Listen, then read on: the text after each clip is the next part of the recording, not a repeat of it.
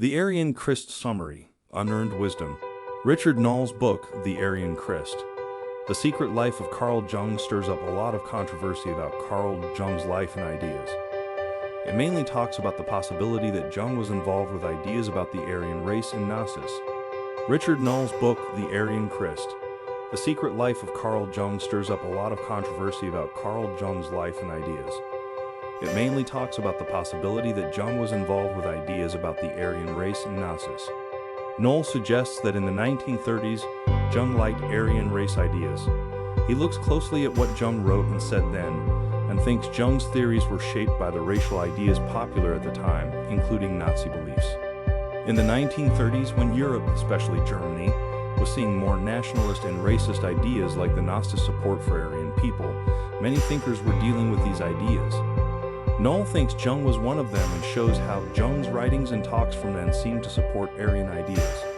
Noll also says Jung's idea of the collective unconscious, a big part of his psychology theory, might have been influenced by race ideas. He thinks Jung believed that the Aryan race had a special kind of collective unconscious. When Jung led the International General Medical Society for Psychotherapy in the early 1930s, Noll points out that he led a journal he edited published articles that supported the Nazis and even used Nazi language himself. Noll also notes that Jung knew people who liked Nazi ideas, which might have shaped his own thinking. However, many experts who study Jung's work don't agree with Noll.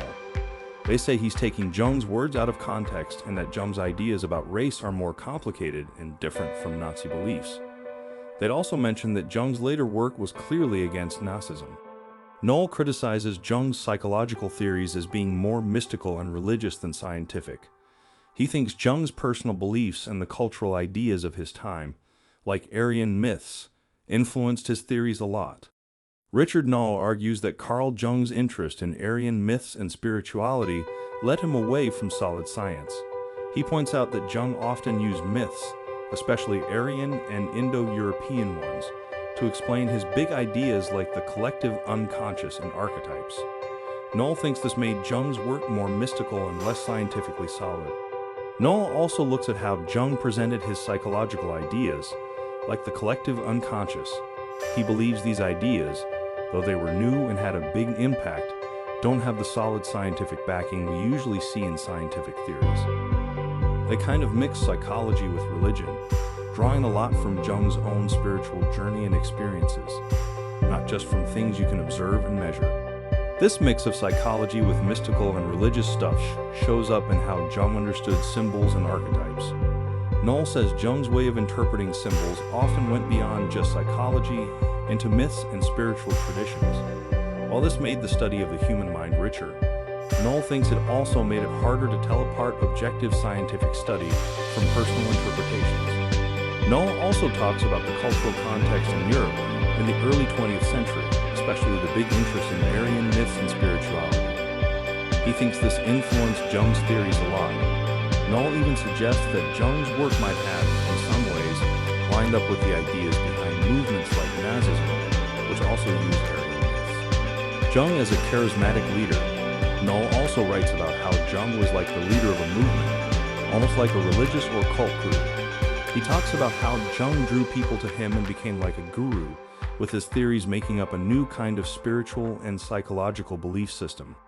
Firstly, Noll discusses the context in which Jung's ideas emerged and gained traction. In the early 20th century, a period marked by rapid social change and the questioning of traditional values, Jung's theories offered a new way of understanding the human psyche that was both revolutionary and appealing. His ideas about the collective unconscious and archetypes resonated with a growing interest in deeper, more spiritual understandings of human experience, distinct from the prevailing Freudian psychoanalytic approach. Noll then examines Jung's personal charisma and the way he engaged with his followers and peers. Jung's charismatic personality, combined with his innovative ideas, attracted a devoted following. Noll suggests that Jung's manner of engaging with his audience, both in his writings and lectures, was akin to that of a spiritual leader.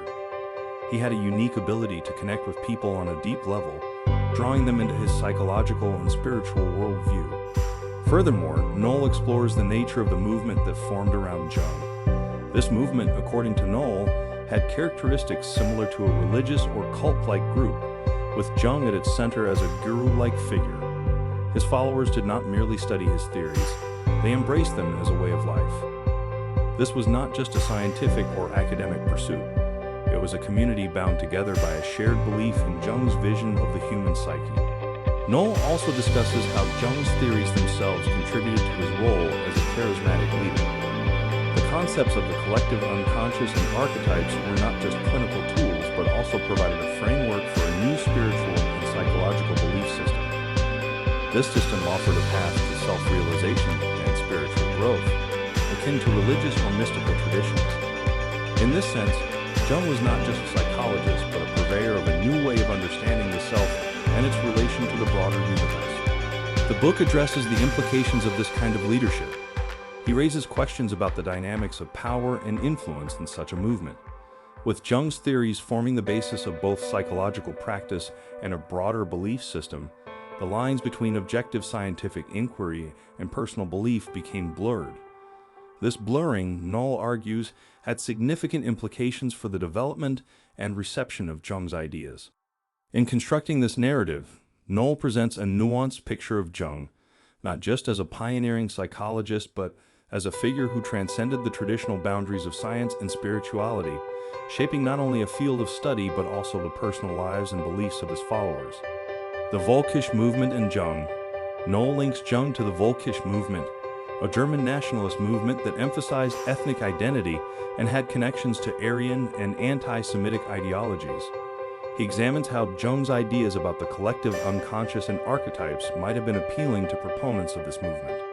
Jung's relationship with Freud. The book also touches on Jung's relationship with Sigmund Freud, highlighting their ideological and theoretical differences. Noll suggests that Jung's break with Freud was partly due to Jung's growing interest in Aryan spirituality, which conflicted with Freud's Jewish background and psychoanalytic theories. Richard Noll looks at how Carl Jung and Sigmund Freud, two big names in psychology, went their separate ways. Noll thinks that their split was because they thought differently about important things, and also because Jung was interested in Aryan spirituality, which didn't sit well with Freud, who was Jewish. At first, Freud and Jung got along well. Freud thought Jung could be the one to take his psychoanalysis ideas forward, but as they worked together more, they started to disagree. Jung got really into myths and spiritual stuff, especially Aryan myths, which was a big change from Freud's more scientific style that focused a lot on sex and childhood. Noll says that Jung's interest in Aryan ideas, especially when many people didn't like Jews, made things difficult with Freud. Jung's new theories were about more than just science. They included a lot of cultural and spiritual stuff, like the idea of a shared unconscious and archetypes found in myths and religions. Their disagreement wasn't just a small thing. It led to a big split in psychology. When Jung left Freud, it wasn't just a personal issue. It created a whole new area in psychology, separate from Freud's ideas. Noll's book helps us understand why Jung and Freud split up. It shows how personal beliefs and the time they lived in affected their work together. It makes you think about how personal and cultural stuff can impact working together in science and other fields. Throughout the book, Noll provides an analysis of Jung's writings, lectures, and activities during the 1930s and 1940s, drawing on a range of primary and secondary sources to build his case. Noll takes a deep dive into Carl Jung's work during the 1930s and 1940s. He isn't just giving his own opinions. He backs up his points by looking closely at what Jung actually wrote and said, and what he did during this time. Noll uses a mix of original sources, like Jung's own writings and lectures, and also what other experts and historians have said about Jung. Noll focuses on these particular decades because they were a crucial time for Jung, both in his career and in the world at large. This was when Jung was developing some of his most famous ideas, like the collective unconscious and archetypes. But it was also a time of big political changes, especially in Europe, with the rise of Nazism and World War II. Noll tries to show how these outside events might have influenced Jung's thinking and work. By looking at Jung's writings and public talks from this period, Noll tries to paint a picture of how Jung's theories were taking shape and how they were being received by others. He pays special attention to any hints that Jung's ideas might have been influenced by the political and cultural climate of the time, especially regarding Aryan mythology and spiritual ideas. The book has been the subject of much controversy and criticism, particularly from Jungian scholars and analysts who dispute Noll's interpretations and conclusions. Critics argue that Noll takes Jung's statements out of context and overlooks the broader scope of Jung's work and its evolution over time.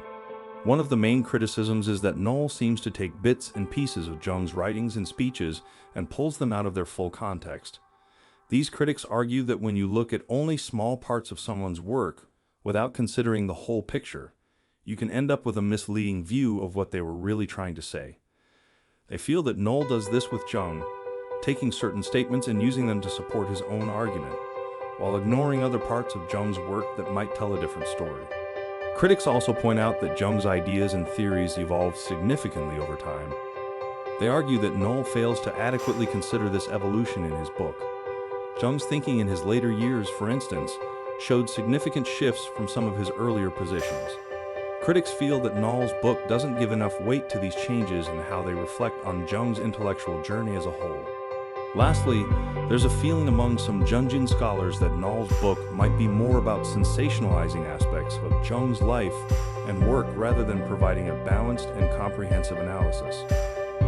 They worry that it paints a one-sided picture of Jung, focusing on the more controversial and sensational parts of his life and work while neglecting the depth and complexity of his contributions to psychology.